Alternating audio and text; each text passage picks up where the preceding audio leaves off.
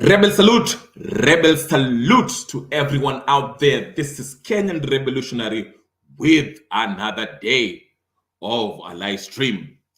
Ladies and gentlemen, brothers, sisters, friends, enemies, and comrades, I hope you are doing well wherever you are, and I hope your soul is well with your Creator. Today, I just want to talk about something. As you can see, the Mada Leo is the Kenyan Constitution is what makes us a republic. Yesterday, I was in one of the sister channels, and I was having this exchange with one of the panelists, and they kept on asking me, majority of them, they kept on asking me that, what is the solution? It seems that everything is going south. The economy, the spending by the government, the corruption, all these things that are happening that we are complaining about, the cost of living. What is the solution? And in my submission, I told them that the number one problem in Kenya lies in the lack of respect for the Constitution. No one follows the rule of law. Okay? And of course, the panelists, my main antagonist, was arguing that no, the Constitution is outdated. It's outdated. Actually, it's not working for Kenyans, and we should get rid of it. It's not the solution. And so he kept on bugging me, telling me, "What's the solution? Because this Constitution is not working." And I told them that actually the 2010 Constitution was never and has never been fully implemented. So we cannot argue that we should change this Constitution, and while you agree that it hasn't been fully implemented, we should implement it first. Implementation of Constitution means abiding by it, okay? Because most of the issues that I hear, especially from the Azimio side, is that Ruto is mutilating this Constitution, okay? I often rant and rave over here and say that Uhuru Kenyatta is the worst president in the history of humanity because he did not care about the Constitution. He mutilated it. He bypassed it. He ruled by dictum. Okay, he never cared about the Constitution and did anything he wanted. So anyway, we went on, and it was as if I rebutted everything they were saying, and the people, my main antagonist in this discussion, he couldn't quite grasp or didn't understand the role of the law, rule of law, the role of the Constitution, how government works, actually, whether it's a national government or county governments, and the role of these representatives, these three arms of government that we, the people who have the sovereign authority, sovereign power, donate this power to these three arms of government, okay? So they couldn't fathom that because they didn't understand how the Constitution works. So it was very hard for me to actually put my point across, because to them, they don't see it. And they also mentioned something that was actually very telling. It's an attitude that most Kenyans have, which is, the Constitution is well and good, but, on the ground, it's not applicable. There's a disconnect between what the Constitution says and what these representatives or the government officials or elected officials actually apply it. In short, they're saying that Constitution looks good on paper. It's a lot of English, but it's not applicable in the day-to-day lives. And I begged to differ, and I gave them an example of Okia Omtata and mentioned why Okia Omtata has always been a true patriot, okay? Looking out for Wananchi, carrying out his duty as an MP of his people, Busia, if I'm not wrong, okay? So today I will try to be more clear, and I'll play you a clip from our sister channel, Afrique24. If you haven't subscribed to Afrique24, please go ahead and subscribe to them. I will play the video. It's from them. It's their stuff. So I'm doing it for education purpose only. And I will also try to be brief today because There's a bunch of European Champions League matches, so I'm trying to get out of here early as I can. But the point has to be driven home. We have to be clear. I want to be clear and explain myself. Now, just as I've given you the background of why I'm having this discussion, okay? Now, I will reiterate my position. If somebody asks me, what is ailing Kenyans? What is the problem? Okay? I would say, again, it's the Constitution. We do not. This is a document, a Constitution. Should we look at the definition? Let me define it, okay? Because yesterday when I was having these talks, I made it clear. I told my panelists, and my antagonist in that discussion, that the Constitution is sacrosanct. It is the contract of the people, by the people, on how they're going to rule and govern themselves. Okay? And no one, including the president, sitting or ex-president, is above it, cannot violate it. No law shall be made, okay, that can contravene the Constitution. It is the supreme law of the land. Let's get that clear. That's the first thing that we have to clear the air before we even start any argument, okay? So that is what I said at first. And by the way, I know maybe some of you, if you're in case you're watching, wherever you are, and you feel like you want to give me your 2 cents, I shall post the link and you can get here. Hey, if you're a lawyer and you feel you have some 2 cents, I'm saying something that's off the grid or something that's off the I'm talking out of my ass, log in. I will give you the link so you can join the studio and challenge me on what I'm saying. If you think the Constitution has no answers to our problems in Kenya, then tell me what's an alternative. I understand. You can come. Some of you can argue that maybe Kenya, we need somebody like Ibrahim Traore to come and take out the president and establish a new rule, whatever. Because this is what my antagonist was arguing, not the Traore part, but he was basically saying that, he didn't even have the solution. He actually said, we need a solution, and the Constitution is not that. But my argument was the Constitution is actually there's a solution in the Constitution. We just don't know. We, the people, have the power to do this. Now, let's get to it. Let me post the link first, then just in case anybody wants to get in and wants to give me their 2 cents. Let me just post it. There's the link. I will paste it on the chat. So in case you're watching, you are more than free to join, okay? Click the link. Click the link to join the studio for the discussion, okay? Discussion. I can't even spell discussion. All right. Let's be serious. All right, so there's a link. Oh, crap. Did I? Okay. All right, there's the link. I'll post it 2 times. So if you want to be part of this, join. It's free, by the way. You join, you can get in and tell me your 2 cents, or you can just sit there and listen. All right. Let's start by defining what is the Constitution. Okay, shall we? Let's start by defining what is a simple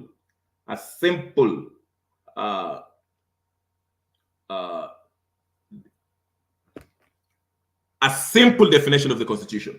Let's first start with a republic. What is a republic? Because the topic today says the Kenyan Constitution is what makes us a republic. What is a republic?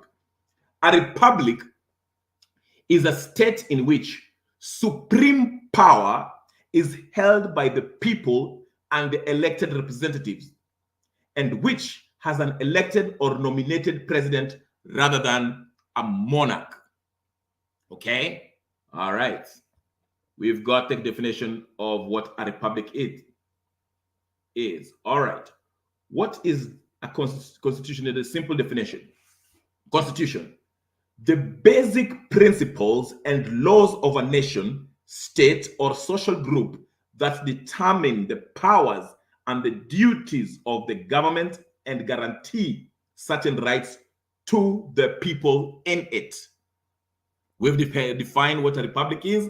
We've defined what a constitution is.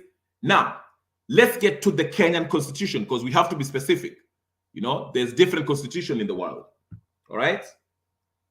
So let's get to the first article of the constitution, all right? Of the Kenyan constitution, that is article. Let's first do the first article of the Kenyan constitution, what it says. Okay? All right, are you ready? This is what it says.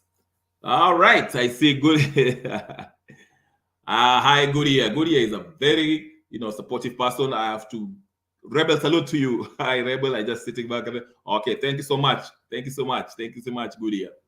You're one of the people who keep me going. So, thank you for listening. Yes. So, the Article 1 of the Kenyan Constitution, because now we have to be specific which constitution we are referring to. There's different constitutions in the world. There's South Africa has a constitution, US has its constitution, and so forth, so forth. All right.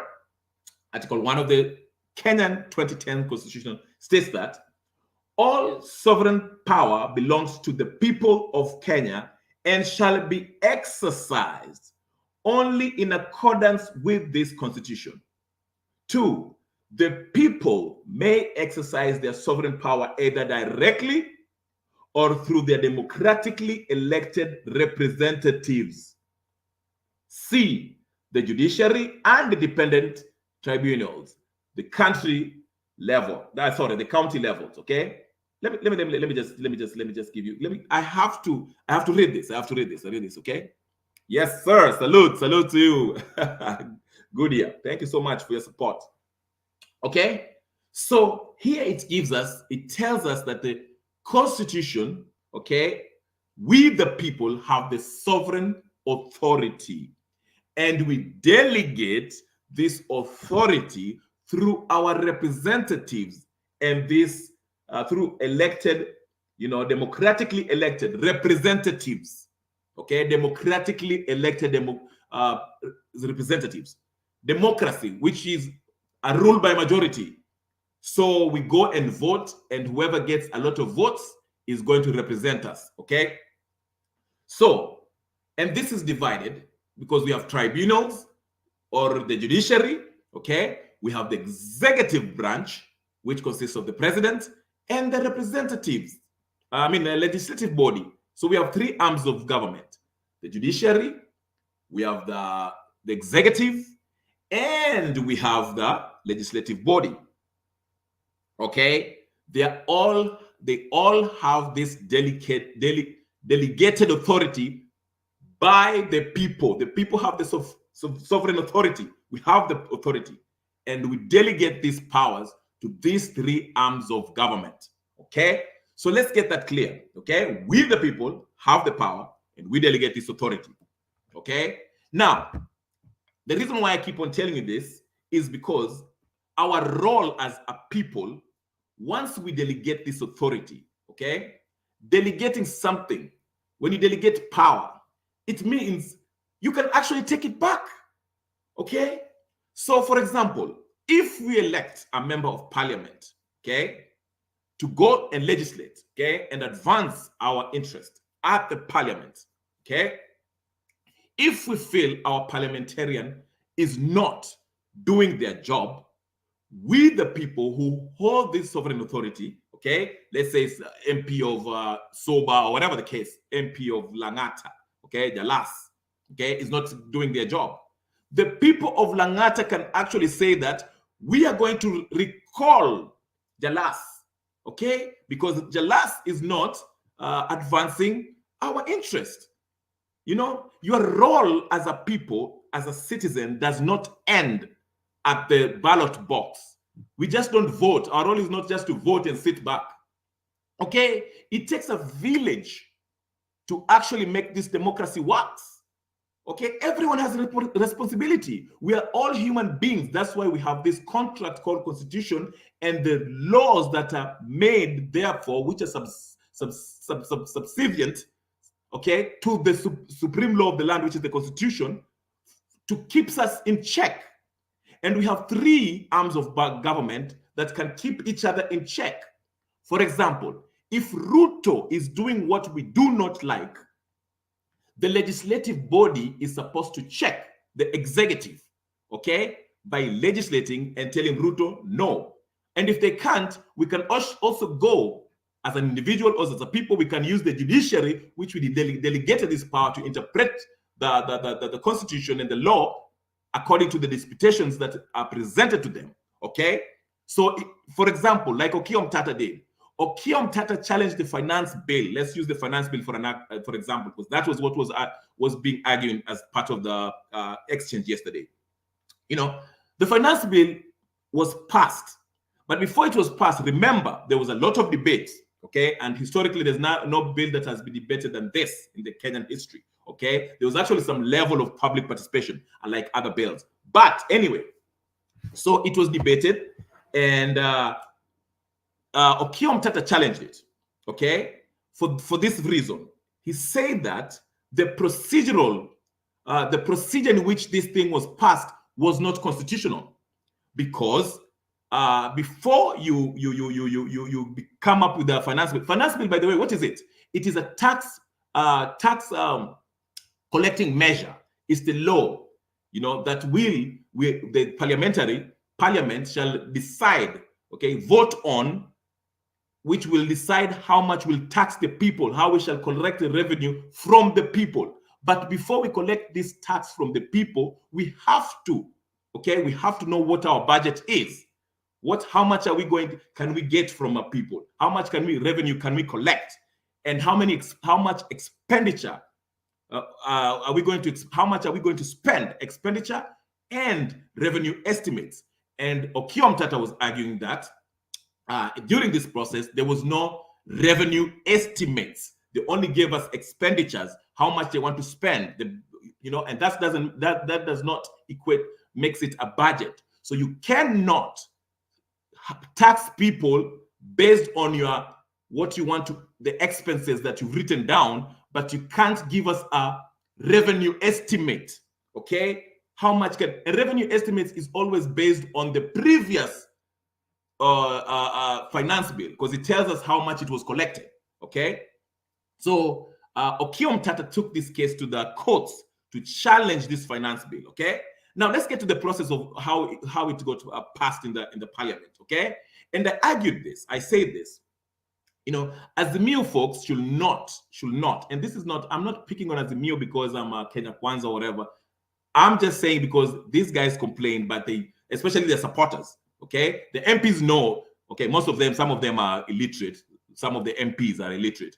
But let's just get back to the supporters because they don't understand how this works. But anyway, so most of these parliamentarians, when the finance bill was introduced in parliament to be debated, most of them, and to be voted on, 89 MPs failed to show up on that D-Day when they were supposed to vote against it, to vote it down, okay?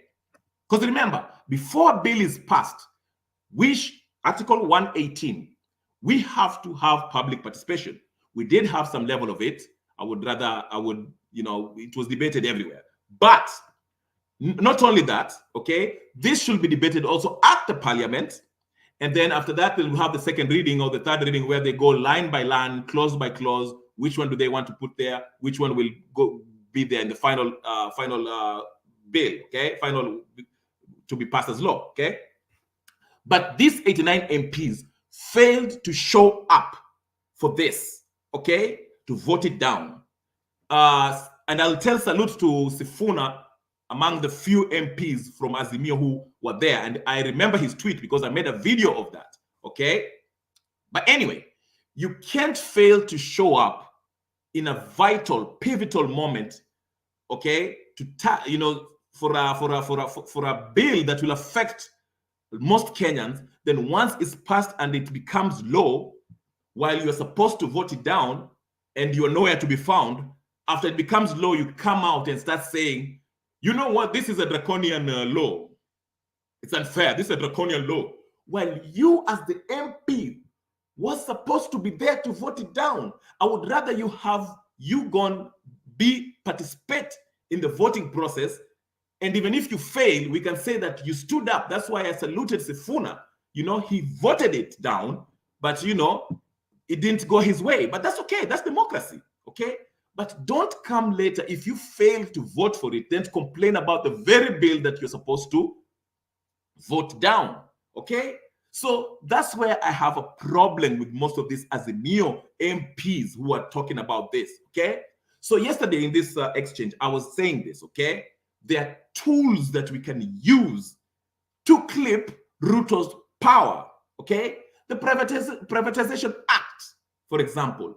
Where were your MPs? Again, I say this. Most Kenyans might say that the constitution is not working for us. But no, we are not exercising our power, our sovereign authority to make it work. That's why I use the Bible example. I say God gave us the Bible to reveal himself and his will on mankind through the Bible. But you can't sit there and say, God, I don't know, you don't exist. I've been praying, you're not blessing me, I want change in my life, but you're not reading the Bible. You don't know what's in it. You're saying the devil is attacking me. He's attacking me every day. I don't know what to do. God, I'm giving up because I don't believe in you. I don't know anything. Bless me. I'm praying for you so you can bless me, but you're not blessing me. Well, God will tell you, first of all, you haven't read my word. You don't know it. And if you don't know it, the enemy shall attack you. Okay, that's why, and I can't bless you if you keep on living in sin, because as long as you live in sin, these bad things will come to you. And it says, curses follow those people who sin. Okay, so you can't blame God. You have to find out what's in it. You don't have to know anything everything in the Constitution. That's my argument here. I'm not saying you have to know everything in the Constitution. You don't have to be a constitutional lawyer, but at least know how government works. If things start going left, like they're going right now with Ruto at the helm, where should Mwananchi look at answers from? Okay, you as a Mwananchi who has the sovereign authority, where should you look at to rectify these things? If Ruto is selling out Kenya, how can we stop him? Because we delegated this power to him. My first question as a Kenyan will be like, why is he getting away with this? Okay, we delegated this power to the legislative body, okay, the Senate. Okay, look into this. Why this is not happening? Okay, you see in countries like, say, for example, in the United States, okay, if a senator goes to Washington, okay, and is not doing his job, let's say his people, his constituency, are not happy with his job, or they're not happy about something the president is doing, these guys will write to the Senate. They will go and visit the senator in his office. They will ring his office and tell him, hey, listen, I'm not happy about that law. Okay? Yes, Goodyear, let me see what you're saying there. Yes, Goodyear is saying some of the MPs don't vote because they don't want to look bad and want to keep their seats. Being an MP is a business opportunity. They are not there for the normal public. I agree. That's very true. I'll use Oscar Sudi, for example, Selassie. I mean, I'm not picking on them because I personally, to be honest with you, I really like Selassie. I like Oscar Sudi because they're authentic, even though they don't say the best things. You can tell they're incompetent. Let's be just honest. But I like their personality. They're very authentic in how they express themselves. Okay, but Goodyear is absolutely right in saying some of these MPs don't vote because they don't want to look bad and want to keep their seats. Being an MP is a business opportunity. They're not there for the normal public. And that's true. Running for public office is like a business. It's the quickest way of becoming rich. We know that. That's in Kenya. We know that. That's the quickest way of getting rich. So that is part of the problem. Okay. So the point I was making yesterday in this debate was that we, the wananchi, this is an opportunity. Everyone is not happy with the economy. Everyone is not happy with the president. Okay, so this is an opportunity. It's good that we are asking questions. It's good that we are asking ourselves, what is the solution? I will, in my opinion, humble opinion, is we have to activate this constitution that we have and hold these people accountable. Some people might say we need somebody like Ibrahim Traore, okay, to come and take over, and General Gola fanya hiyo kitu, okay, take out Ruto and start a new. That's also, but how realistic is that? Okay, that's more, kind of complicated. But a realistic step to me, as I see it, even though some of us think that the constitution does not work for us, and I argue this: the problem is not that the constitution is not working for us. The problem is we, the wananchi, we are not being active enough to demand what's ours. We have the authority. So what I was arguing in short is this: if we put pressure on these guys that we gave this delegated authority, our sovereign authority that we delegated to, our first number one is our MPs. Those are people who are representatives, okay? And there's laws that Article 97 and 98 shows you we can recall these MPs. Election Act, Section 45, okay? You can go read it. It tells you how you can recall these MPs and senators if they're not doing something that you don't like. I know this law is kind of because you can only do that after 12 months after they're elected, or 12 months before they're elected, and they have to violate Chapter 6 and all that stuff. Go ready for yourself. But we people can demand that we make it easier, where we can tell our MPs, let's make laws that actually can get you rid of you guys if you're not actually active doing your job. You can't have people like Oscar Sudi or Salasia who go to parliament and spend the whole year without even speaking, or spend their whole term without even speaking once or sponsoring any bill, okay, or challenging anything, okay? We can't have that, okay? But this comes back to us. We have to educate ourselves of the power that we have, that is given to us, that is claimed that we have in the Constitution. This is the document that we rule ourselves by, okay? So we should understand the power that we have, then understand the roles of these guys that we delegate this power to, okay? Then, once we understand that, put pressure on them. We cannot have only Okiya Mtata doing this. Now, there's a group called, I think it's Okoa Mombasa or Okoa something, that are doing a very good job. They are fighting the government when it comes to, how the SGR was, all that money that was spent. Again, this is an article 226, 5, explains that any governmental official, whether he's sitting or the one who was there previously, who has misappropriated money, can be held responsible to pay off this money that they stole or misappropriated. So if Marcomen has stolen money, or Chirchir has stolen money, the CS for Energy, okay? These guys, whether they leave office 5 years from now, we can still demand that they pay the money that they stole, okay? But we don't know these things. We have to wait for somebody like Okiya Mtata, which is fine, okay? Because we don't have to all know what's going on in we need. So as a citizen, if as I'm a Kenyan, okay? So if I'm sitting in Nairobi and I feel like things are not working and I want to be active in politics, I want to make things move, I'll go to a lawyer, constitutional lawyer, find them and say, hey, listen, what can we do over here? Can you tell me, let's go through this. How can we clip this president's power? Okay, then I will cite the law, the constitution, and gather people and say, my MP, let's say Jalas, we need a meeting, okay? I'll go to Bunge la Wananchi, get those people because they're good at making noise and they have the public's ear. I'll tell them, hey, Jalas, you need to fix this.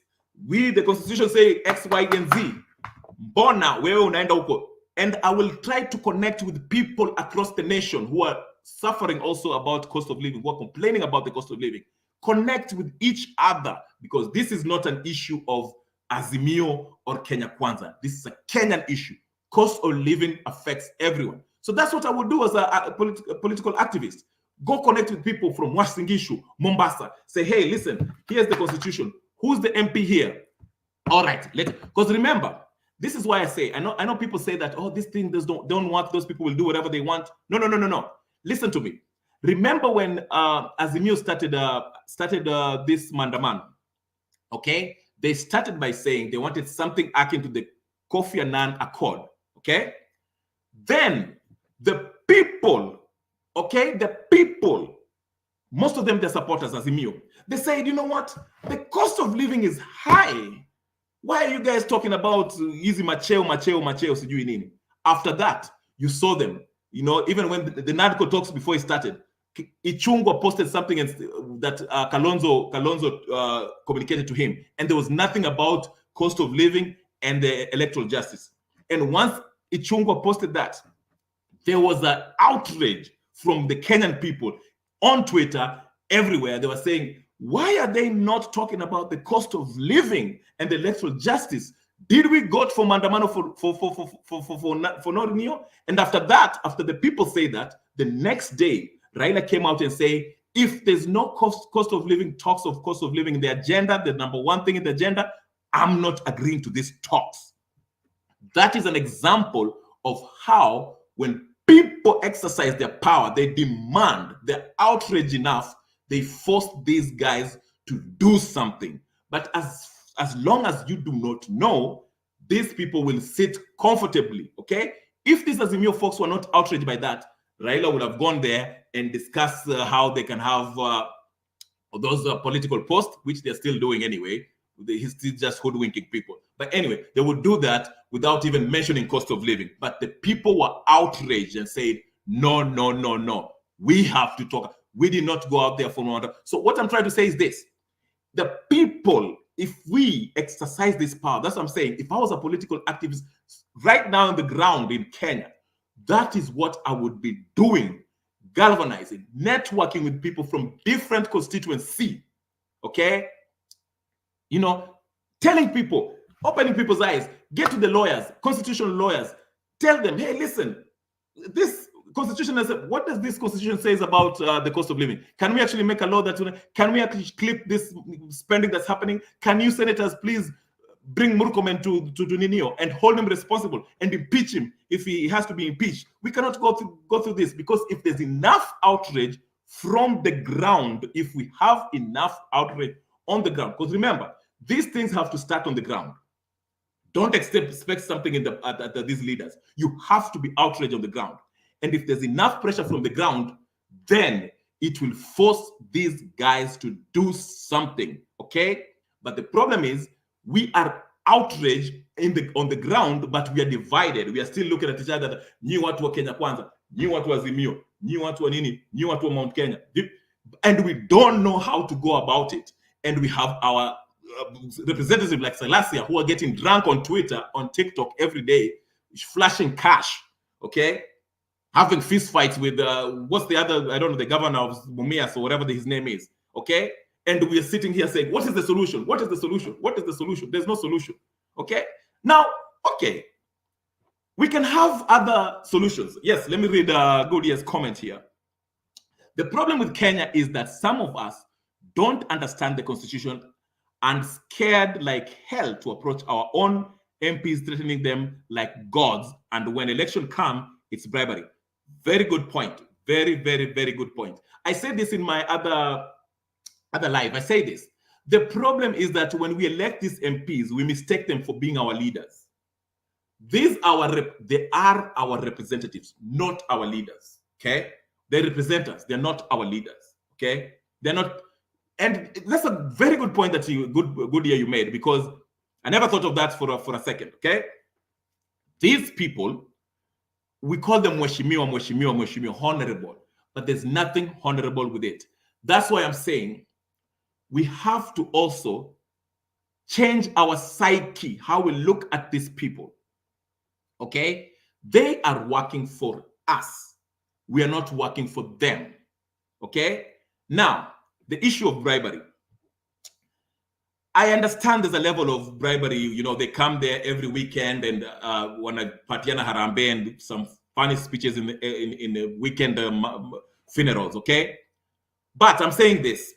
If you're outraged enough, okay, some of these MPs, they lose their seats because their constituents are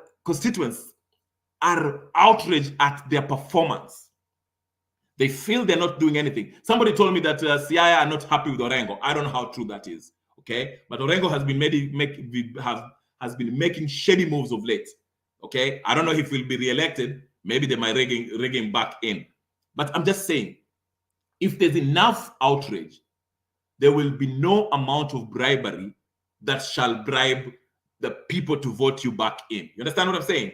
So if we're outraged and we understand that this MP, regardless of how much bribe and the sweet talks that the normal weekend tongue lashing or tongue twisting in the weekend political speeches, okay, that cannot do anymore if we really are serious about this, okay?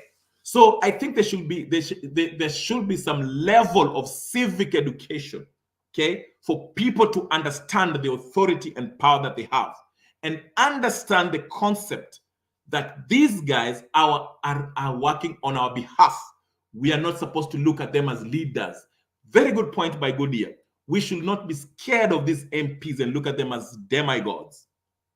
They should be scared of us as the people who send them at the legislation, the parliament or senate or whatever the case is, or governorship or MCA or whatever. That is how we should look at it. We should look at them as they are working for us.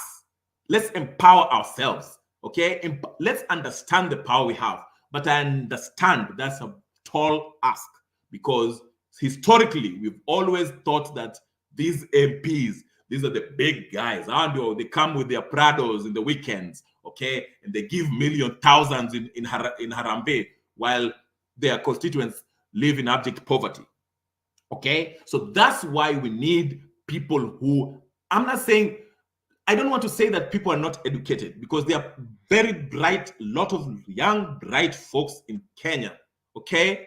And I wish, I don't know where to find them. I'm currently not in Kenya, so I can say, but these people who are on Twitter that have an account, we have to be just more than content creators at some point. If you want to say have change, use your platform to push people into these things, understanding these things. Take an interest. If you want to see your country change, take an interest of understanding how the government works, the rights that you have, the power you have as a people, and educate each other, have this exchange with others, discussions, persuade each other. Endoko mashinani, it doesn't cost you much, okay? You don't have to attack that MP directly because I understand in Kenya, if the MP feel that you're a threat, of course they can get you out of here, okay? But I'm just saying, you can just, how did Nuru Kanga become somebody? How did Jakababa, whatever his name is, how did these people make their names? They were out there, and I'll give props to them. Rebels salute to them, even though I don't agree with what they say, but they're entertaining. Regardless, they were out there speaking their mind, not even caring if anyone was listening or not, but they were speaking their mind. So imagine you who has a knowledge of how the government works and talking to the people at Bunge la Wananchi about this. And those people already, they have enough attention now. Bruno Kanga went and did his KCP, and it was a national news. He was even invited to NTV for an interview. So I'm just saying, imagine you as somebody who knows something about government, okay, how it works. You don't have to know everything in the constitution, but just understand the concept of how laws are made and how the powers that we donate to these delegated people, the arms of government. Go there to Bunge la Wananchi. You can be funny, you can dress funny and speak, and at the same time, educate people. People are not stupid. They will get it. They'll start gravitating towards you. Nuru Okanga became famous because of his zeal. He spoke up. I remember the first time I saw his video was when he was saying, Baba, don't be coming to us every ati nimeibiwa. We shall not let you come back to Kisumu. Usikuje hapo ukisema tumeibiwa kila siku. And it went viral, okay? Of course, he had to change tune after Baba paid visit to Jacaranda, Jivanji, is it Jivanji Gardens or Jacaranda, or whatever the case. But look at him now, simply because of his zeal. And the man, he's not highly educated. You don't have to be highly educated. All you need is zeal. So imagine you have that zeal of Nuru Kanga and Omondi, what's his name, Omosh Wanao, you know, have that zeal and have some simple knowledge of how government works, keeping these MPs in check. They can be scared to death. That's enough to bring change. That's what I'm talking about. But we don't exercise that. Nowadays, we've turned working out. Unfortunately, now the Omosh and whatever, they're now turning into comedians. But I will give them salute. They had zeal to come out and speak out against Ruto and what they see in their understanding, in their view, what's wrong with government. And it's nice. Of course, they're funny, but they're making some of the points are valid. It's funny, but it's valid. And it's drawing people along simply because they had a zeal. They believed in what they say. They are outraged by what they see. And they spoke up, okay? That's why I'm saying, just be creative with these things, okay? So anyway, but not to get out of the topic, I'm just saying the Constitution works. We just haven't implemented it. If we implemented it fully and hold these people accountable, Ruto cannot get away with what he's getting away with. Okay?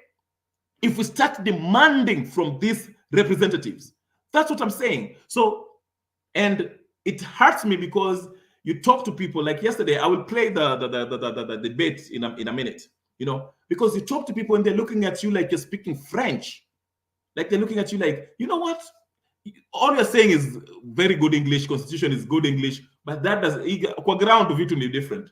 Yes, kwa ground vitu ni different. I agree. That's why when Okiya Mtata was going to court, people are looking at him like this madman. But now look at him now. Look at him now. I would say he's more patriotic than Raila Odinga. Prove me wrong, okay? Based on actions, okay? So these things, you have to believe in yourself. You know, so that's what I'm saying. Nani, the same thing with these Bunga la Wananchi people. When they started, people look at them like clowns. Okay, but now look at them. You know, they'll probably end up to become MCAs or something. Okay, just based on your belief, you can drop people. Speak about what you believe. Now, imagine educating them on that. Anyway, let me play this debate. And I give props to our sister channel, Afrique24, for this clip. I'm using it for education purpose, okay? Just to show you how the debate went. I could have made my point better, but this particular antagonist that I was having an exchange with usually gets on my nerves sometime. I was able to hold it, but, you know, it's just how, you know, I get frustrated. But let me play this clip of debate. You can stay tuned and listen to it so you can get a kind of understanding of how this discussion was going. And I was trying to tell them, hey, listen, yes, there is different ways in which besides the Constitution, but listen, we have to make this thing work. You know, we have to implement it before we look at the alternative. Let's make what we have work first, because everything that we are looking for, every problem that Kenya is looking for, whether it's economy or everything, it's in here. Because imagine if we were to collect, based on the law, Article 226(5), okay, the people who have stolen money from the Kenyatta 1 government, Moi government, Kibaki government, Uhuru Kenyatta's government, and now Ruto's government, if you were to collect all the money and their ministers and the whatever the administration that have stolen, bring it back, that is enough to pay our debt and build highway all over Kenya, revolutionize the economy alone. Okay, that is enough. I'm telling you, it's trillions with a P that we can collect from that alone if we just implement that Article 226(5). But we don't know. We are here. Oh, give me a solution. I'm telling you, the Constitution. Hey, give me a solution. What do you want? You want us to start killing each other? Because without the Constitution, we don't have a republic. And if you don't have a republic, it's every man for himself. What does that mean? You have to protect yourself So anyone can come to you and do whatever they want, beat you up, take your land, take your whatever. Is that the society you want? So let's be realistic. And yes, you're saying Ibrahim Traore has survived four assassination attempts. Mali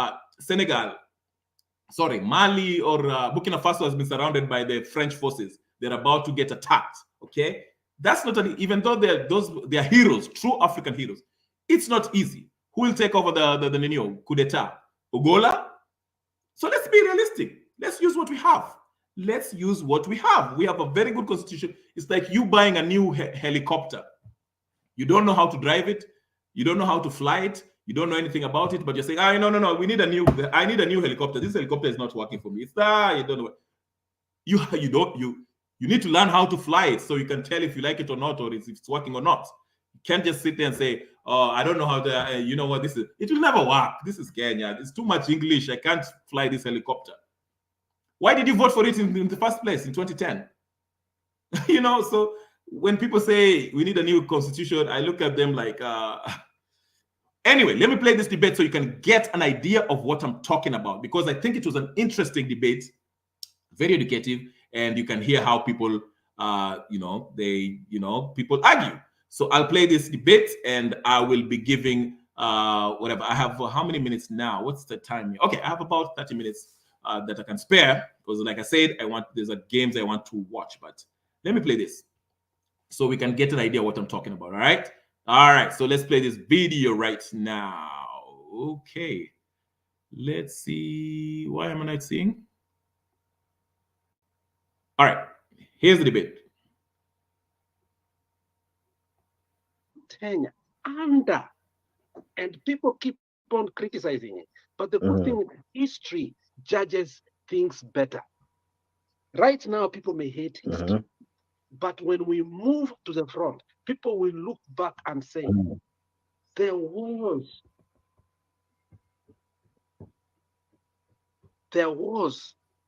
a significance when the handshake tried to do something.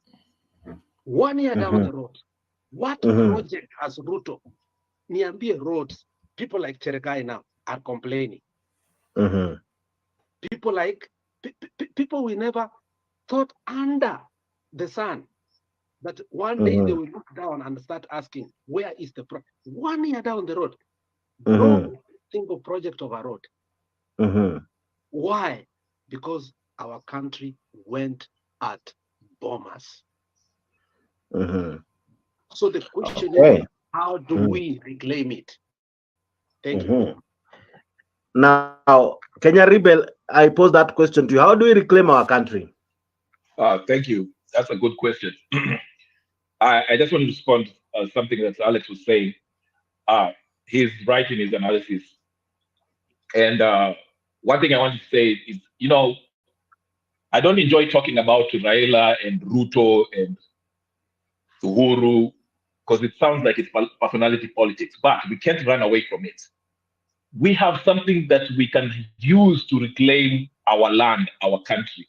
It's called our constitution, the constitution. Okay? This is one thing that if you want to take over a country, you mutilate it. I know Alex was trying to tell us about Ruto and the handshake. I mean, the handshake between Uhuru and Kenya. I mean, Raila. I always say that Uhuru is the worst president in the human history because he mutilated the constitution. He didn't care, and he told Kenyans, "I don't care." That's why I have bottomless contempt for this man. I have even a soft spot for Ruto, even if he's selling the country. I can't stand Uhuru. I cannot. If my blood boils when somebody tries to say that he was better than Ruto. Okay, but anyway, that's besides the point. The point I tried to make is this. Hold on there. Yes. Just hold on there. Let me clarify something to you. Okay. By being objective, not subjective. Okay. Some of the most progressive leaders in Africa had to mutilate their constitution. People like Gaddafi to become benevolent dictators because because here, that statement alone is just, I'm sorry, it's ridiculous. He's saying one of the most progressive presidents had to mutilate the constitution. What? Really? You know, I didn't. Now that I'm thinking about what you say, it is like, what? So his argument is because the Gaddafi mutilated the constitution, so it's okay for the Kenyan president to mutilate the constitution because it will help us prosper. Really? Let's listen in. All right. Because they realize the constitution has a limit whereby, as your manifesto, look, Kenya Rebel, today you can come to the politics of Kenya, and honestly, you mean well to the country. And the courts keep on putting you down to a point that 5 years down the road, you are not able to actualize what you wanted. It got to a point whereby Kenya needed to look aside parts of, not terms of human rights. He never mutilated human rights, but what he mutilated is to listen to some of the things that were bringing Kenya back in terms of courts, whereby everything was being blocked, everything was being blocked, and we cannot move that way. So this is what's amazing. He's saying his argument was Uhuru meant well and he wanted to bring this progress, and the court were holding him down because he wanted to implement his policies, but the courts were the ones that were holding him back. Okay, so in his argument, he's saying that it would have been better if the courts, if Uhuru was better off ignoring the courts and just going on mutilating the constitution for the benefit of the people because his policies were so great. So, oh my goodness. Anyway, what he fails to understand is this. The courts actually stopped what Uhuru was doing because Uhuru was violating the constitution. Again, that's why I started by defining what is a constitution in its simplest definition. This is a contract between of the people, by the people. We all agree in this, that we shall abide by it. So if the executive wants to violate the constitution, that's why we have other arms of government for the checks, to do the checks and balances, to balance each other. So if the executive is getting out of hand and is violating the constitution, the legislative body can either clip that and stop him, or the courts can say, no. Somebody can bring the case in the court against what Kenyatta was doing and say, no, Mr. President, you're violating the constitution. I'll give you the same example with with Ruto when he was wanted to make this cabinet secretaries. Okay, he chose that, was it 50? But the constitution only allow what, a maximum of 22 or whatever, or the list as minimal as 14 and maximum is 22. And the matter was taken to court, and the court ruled that, hey, the president was actually was violating what the constitution say of how many cabinet ministers, secretaries, cabinet secretaries you can have.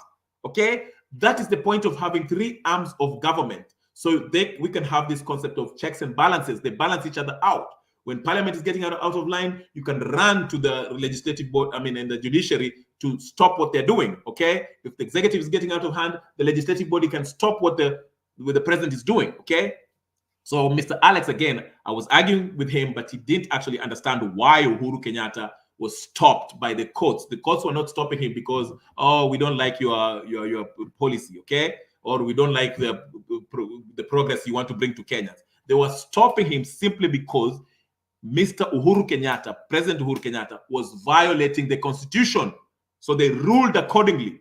And then Alex keeps on going and says that Uhuru Kenyatta never violated human rights.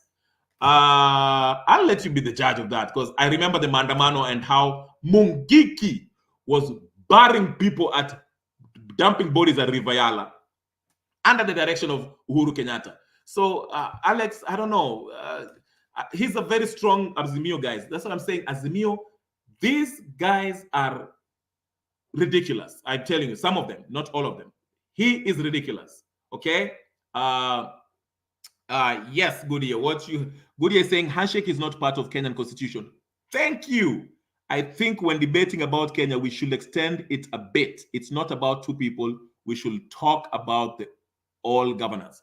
I agree. But you know what? that's why I was saying in my the clip that I played, that you can't avoid this. This is how our politics is designed. It's around these personalities. So even if you're trying to make a larger point, you have to make a point in a way that we are accustomed to, and that means evoking these names: Uhuru, Ruto, Raila, Kalonzo. These names, you have to evoke them, bring them in the conversation for people to relate, because without that, they'll see you as somebody who's talking about some abstract concept that does not help the country. That's why you have to actually mention these people. So I agree with you in principle, Goodyear, but yeah. So let's listen in. So, and that's why benevolent dictators succeed, because they mute the constitution in some way, because the constitution has been used by the Western, that if you do this to the constitution, they say, oh, you're not progressive, you're a dictator, you're doing this and this and this.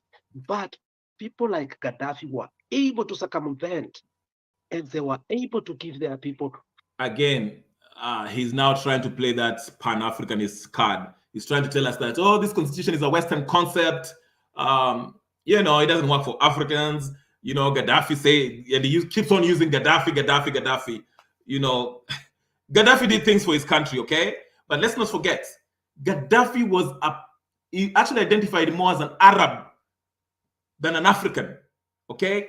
Number two, if we are going to have a republic, a country, it has to be a republic. What galvanizes us? That's why I wrote, the Kenyan constitution is what makes us a republic, a state of laws. We rule ourselves by laws. Okay, one can argue, okay, we are a Pan-Africanist. Let's go back to the days when, we didn't have this constitution. We used to just live freely, and, the Maasai used to bring their cows and move from Tanzania to Kenya. And that's why I had a I had a live that I was talking about Julius Malema and disagreeing with this notion of visa-less Africa. Anyway, I'll get that one day. That's another story. But I just want to make this point that Alex here wants to tell us that, the Constitution is a Western concept. We don't need it. We lived peacefully before the Constitution. I get that, but it's 2023. We've gone through much.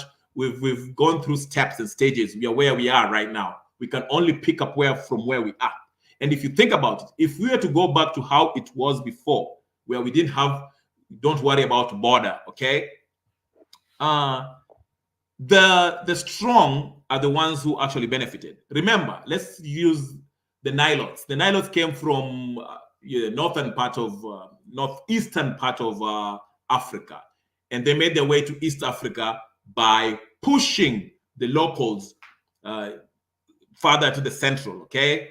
Whether it came the river Nilotes or mountain Nilotes, whatever the case is. What I'm trying to say is that if we go back to the pre-colonial ways of living, we'll face a lot of challenges if you try to do this in 2023. Because if we don't have boundaries, because of Migingo, we can start with Migingo. Is Migingo Kenyan or Ugandan? That's number one, okay? The Maasais, they'll claim, hey, our land is they'll claim Nairobi, okay? What if they start telling us, okay, people in Nairobi, can you move now? This is our land. Nairobi used to be Maasai land. You see how this is not realistic? You understand what I'm saying? So for somebody to start arguing again, we don't need the constitution.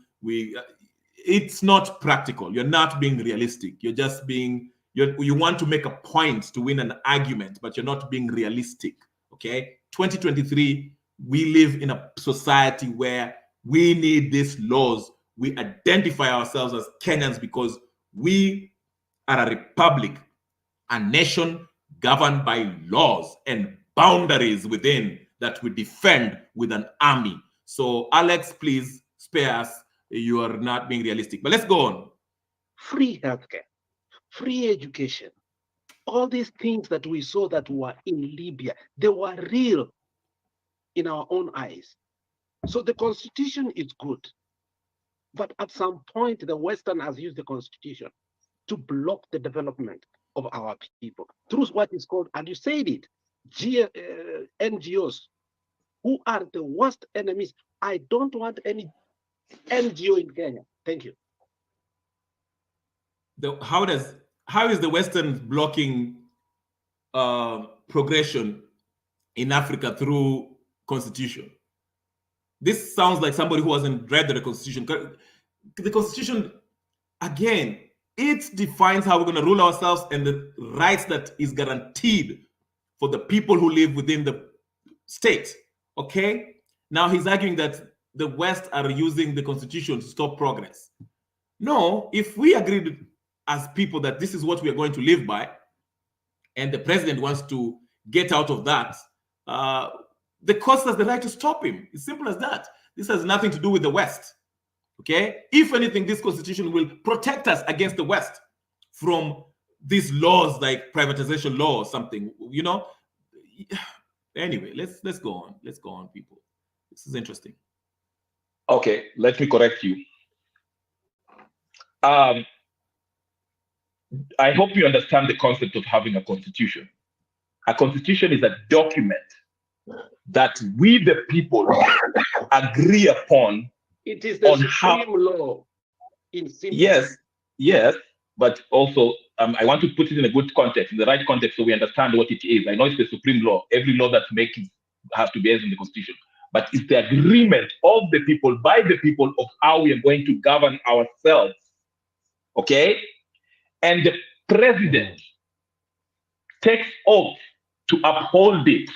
Okay? You don't use the constitution when it benefits you, and when it doesn't benefit you, you break it. That's like saying, okay, the 10 commandments are good, but I shall not steal, but I'll kill my enemies to justify, I'm breaking the whatever. No, it doesn't work that way. If you agree upon it, it will have. We live in a what is it called? The Kenyan Constitution. What I'm trying to say with Uhuru Kenyatta is this: you said he never violated human rights. I don't even know where to start. Let me just use the Mandamana as an example. When the people were protesting, he unleashed his security forces and violated their constitutional right to protest. Okay? Peaceably. Yes, there was skirmishes. That's why I usually say that even if Raila follows Mandamana, I'm for it. It's there in the constitution. Now, if Ruto is going to brutalize people like he was brutalizing, he's violating the constitution that he swore to applaud it. You use the example of Gaddafi. Okay? Yes, Gaddafi did well for his people, but just the fact that he violated the constitution does not make it right. Even Traore, Ibrahim Traore, who is now the best leader in Africa, in my opinion, okay? He took power through what? Illegal means, by using a coup d'etat.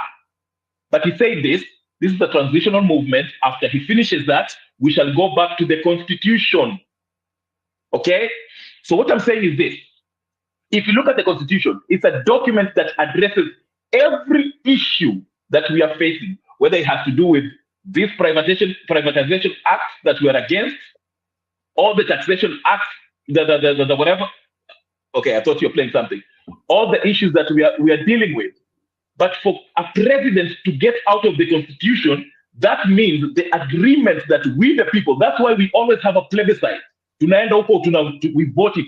If they want to change the constitution, they have to take the vote to the people. Point of yes. order. This thing called constitution is a myth.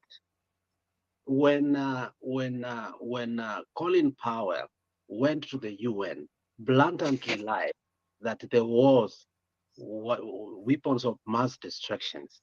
They wanted just to go to Iraq. And when they realized that, look, they have done what they wanted, they had pulled themselves from ICC. Why? Because protectionism is part and parcel of the politics of progressiveness. We, the people, does not mean they are the government. We, the people, means that we have a corporate problem and we must have a corporate solution. We cannot talk about the constitution when we know that that constitution has made CBA to be part and parcel of something that should not have been. That constitution has passed things, blocked things, done things. We must say that if this constitution at this particular, because constitutions do not last for long, they need to be rechecked so that they can be modified. Okay, listen. So here Alex is telling us that the constitution, it's actually, his argument is the constitution is a hindrance from progress.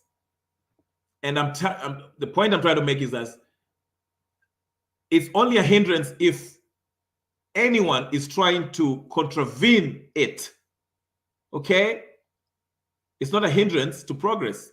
You can have policies and actually carry them out as long as they are well within the rule of law, and any law that shall be made in parliament or in the legislative body has to be subservient to the constitution, which means it has to conform with the constitution. It can't contravene the constitution. So if you're looking at the constitution as a hindrance, then you must be doing something that's illegal out of what we agreed upon as a people. Okay? So I don't know, but let's listen to. If the people feel that there should be an amendment to the constitution, yes, we take that vote to the people, like Raila said in his speech. That process is so odious to a point that by the time we do it, we are wasting time, we are wasting money. I like this, and I failed to nail him on that because he said that changing the constitution is so odious. It's a protracted process that will take time and a lot of money. Remember, I'm talking to an ODM guy. But if Raila comes up and say, "Hey, let's change this constitution so we can have this position, CS position, the official opposition, prime minister, chief cabinet secretary." Now the process is not odious. The process is not protracted. The process is not expensive. We can do that. But in this argument, that's a long process. How long does it take how much does it cost to have a plebiscite vote? Okay. I'm pretty sure the money that Ruto has been borrowing is enough to pay for the process of having this plebiscite. Okay. So it's not a matter of how much it will cost us and how long it will take. If it is that serious for people to demand a change or an amendment in the constitution, the price to pay or the length of time that it should take us is immaterial. Because what's important will be at that point is that we want that change. We don't care how much it takes. Why don't we say that, elections are so expensive. Let's not have elections. It's too expensive. It's too long. It's a process. Let's not have it. It's too expensive. No. If it is that important, then we should have it. Okay? So this is the kind of strawman argument that but let's continue. But when you see other dictators do it, there are people that are having benefits that we do not have. Look at Saudi Arabia. No, listen to me. Look at Alex, Saudi Arabia. You don't let me finish. No, hold on. Does Saudi even respect their constitution, Jakes? Jakes, I want you to be honest with me. Does that? So here he asked the moderator, does the Saudi respect their constitution? What has Saudis have to do with Kenyan politics and the Kenyan constitution and the Kenyan people? I don't know. Can't even respect. Alex, can you please listen to me? Please, please, I'm begging. We are not talking about Saudi Arabia. Just because Gaddafi broke his constitution with his people of Libya does not mean that we should break ours. Constitution is sacrosanct. That is like the Bible of the Republic. If you agree, you should be present. The president should have told us that I will only keep some part of this constitution, but not all of it. And he will have ceased to be president at that moment. He got to the president and swore to the Bible. No. Listen to me. Let me finish because I want you to bring it. I want you to understand what constitution is. This is, and I will repeat again, this is a document, it's a contract of how we are going to live and rule ourselves. And any law that is made in the land should abide by it. No one is above it. So for any president, sitting or previous, to break it, that's an illegality and should be taken to jail for doing so. So you can't come here and tell me Libya broke their constitution and that's why they prospered, or so and so broke the constitution. It is okay for us to break. Can you read, but just one moment together with Alex. If I'm understanding the two of you, this is what Alex is saying. That at times it's odious and it's tiresome and even a long process to change the constitution, right? And he has brought some interesting remarks. One, he has said there are times, if we go back to the previous regime, it is even actually happening with William Ruto, that you want to implement a project. Someone went to court to stop the feeding program, like anything you don't agree, our courts have become a place where if you don't agree, which is equally a right enshrined in the constitution, but as well the courts can stop projects, program, anything. Again, the courts only come in if the process is illegal, is unconstitutional, does not abide with the law. It's not that they stop because they don't want the president to succeed. This is the point that these guys were missing. But whatever. How many things have been declared null and void? Many, as much as some equally are rightfully to be declared so. But if a president wants to initiate anything and everything is termed null and void, if the courts, because the courts as well can be weaponized, as much as we have the law, as much as this law are not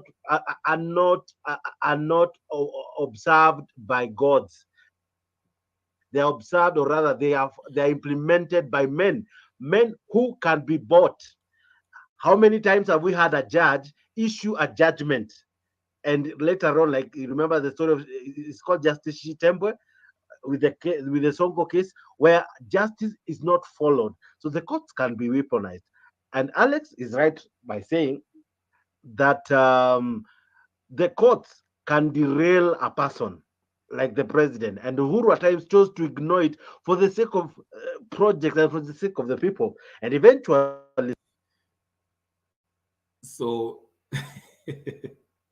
so Jakes is trying to say Uhuru ignored the courts because the courts were stopping the process of him implementing his policies. Again, they failed to understand that Uhuru was violating the constitution. But anyway, it's been an hour. And like I said, I have to go watch the Champions League games. I'm a huge avid soccer fan. This was just part one. I think I'll have a part two later this evening or tomorrow. But I just wanted to show people how most of us do not understand how the government is structured. The government is not just the executive, the president and his CSS. Okay, the government is a three-arm structure. Okay, we have the judiciary, legislative body, and the executive. Okay, and it's made so in our constitution, so these guys can have checks and balances. Okay, for the very reason that these people are complaining. If the president, whether it's Ruto or Uhuru, if they're doing something that's outside of the law, contravening the constitution, the court steps in and says, no, you cannot do this. This is against the law. So stop those projects if they're not legal. Okay. All right. The same thing. If the president wants to shove something like the BBI, remember, to pass it through parliament, it might pass, but somebody can go to court and say, hey, this thing is illegal. The thing did not start with this is not a people's initiated move.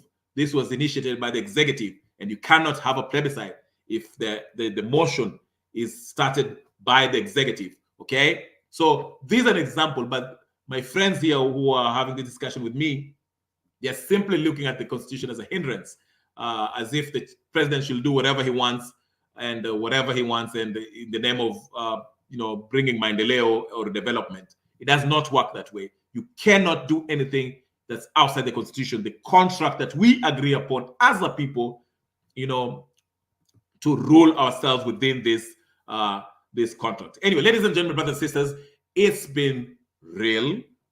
It's been 1 hour and 14 minutes. I didn't mean to go this far, but I thought this is something that's really was interest. I took a personal interest because I think if we learn more of how the government works and the responsibilities we have as citizens, okay, our role is not just to vote and sit there. What's good here? See you later, Kenya Rebel. Enjoy your football FC. Yeah. He's a football fan. I'm a Chelsea fan, so I can't talk much crap because I'm you know how Chelsea are doing this season. So I'll just be enjoying other games. Oh Lord. As long as you're not an Arsenal fan, we can always get along. I can't stand Arsenal, you know that. Arsenal and Tottenham. Those are my yeah. Maybe it's a London thing. I don't know. But anyway, ladies and gentlemen, brothers and sisters, I would like to personally thank Goodyear as a very good listener. We always show support. Rebel salutes to you as always. I'll talk to you guys later. Maybe if I have time later after the games, I might clock in, or I might jump on other people's live, or if I don't come in later today for the second part of this discussion, maybe tomorrow I'll have another one. But I want to thank everyone. If you haven't subscribed to this channel, please go ahead and subscribe. Let's, tell your friends about this channel. This channel, you can come in and talk your talk, whatever you want to talk about. I always leave the link for anyone to challenge my view or give their view or whatever the case is. I talk about anything politics, Kenyan politics, okay? So subscribe, share it with your friends, share with your co-workers, share with your uncle, sister, mama, papa, grandpa, grandma, everyone, okay? And like, comment, and always come in. Thank you very much, Goody, again, for being a stalwart supporter of this channel and showing love and commenting, okay? Brothers and sisters, ladies and gentlemen, enemies, comrades, and friends, I will see you guys later. Peace and blessings.